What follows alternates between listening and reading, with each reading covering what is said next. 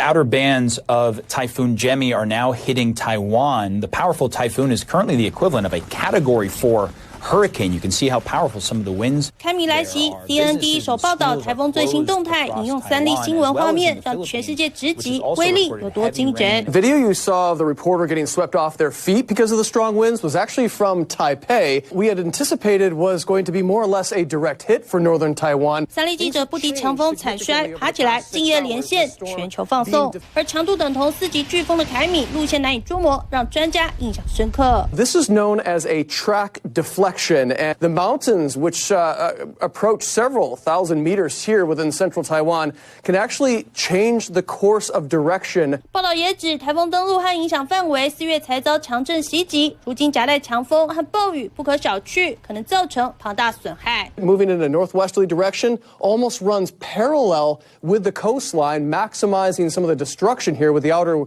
bands of the eye wall scraping the coastline. And now it's starting to move offshore, so it could do kind of another turn. 邻近的菲律宾遭台风扫到，尽管没有登陆，首都马尼拉因暴雨导致洪水，也宣布进入灾难状态，至少60万人无家可归。Ang message ko sa kayong dalawang mag-asawa, yun ang paparekso ko sana kaya ang second floor, lublob na. Hanggang liig na nila daw.